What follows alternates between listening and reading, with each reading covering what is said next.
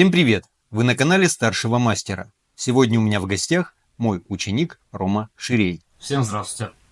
Рома только что закончил изготавливать вот такой замечательный стул. Ну и давай рассказывай, для чего ты такой стул сделал. Этот стул я сделал для своей младшей сестры. Также стул может пригодиться в повседневные дела, чтобы сидеть не на полу, но и не слишком высоко, как это на обычном стуле бывает. Вот.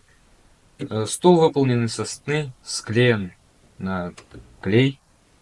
Тут у нас просверлены отверстия для шкантов, чтобы все было надежно. Ну и вот. Я думаю, что сейчас мы нашим зрителям покажем процесс изготовления этого замечательного изделия. Ну что, начинаем? Начинаем. Для изготовления стульчика я использовал сосновые доски. Вначале мы с учителем напилили заготовки на циркульной пиле, а затем выровняли на рейсмусном станке. Чуть меньше, чем. Размечаю элементы каркаса стула, а учитель распиливает их в размер.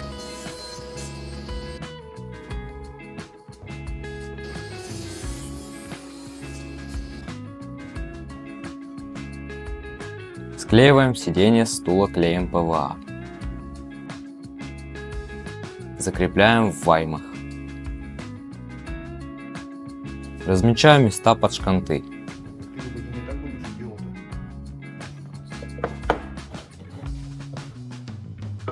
Сверлю отверстия для шкантов при помощи специального кондуктора.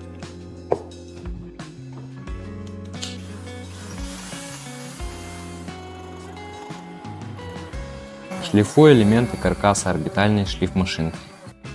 Собираем каркас на клей ПВА и фиксируем в ваймах.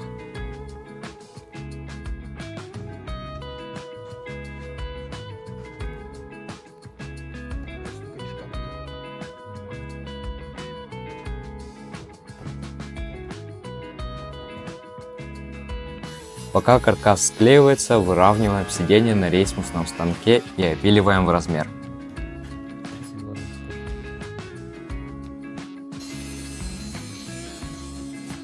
Подгоняю сиденье по месту.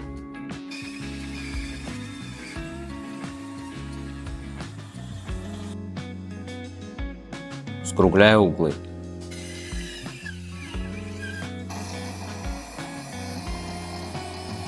Кромочным фрезером выбираю галтель по периметру. Готовлю отверстия для установки сидения на шканты. Применяю специальные маркеры.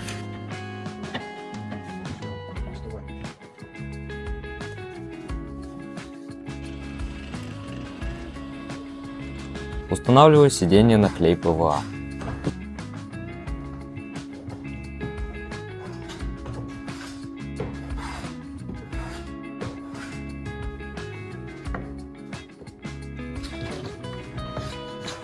Шпаклевкой устраняю трещины и неровности. Рубанком снимаю фаску на ножках. Выполняю окончательную шлифовку изделия.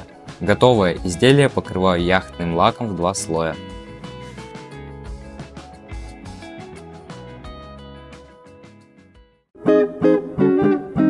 Итак, уважаемые зрители, мы вам показали процесс изготовления этого замечательного детского стульчика. Ну и вопрос к тебе.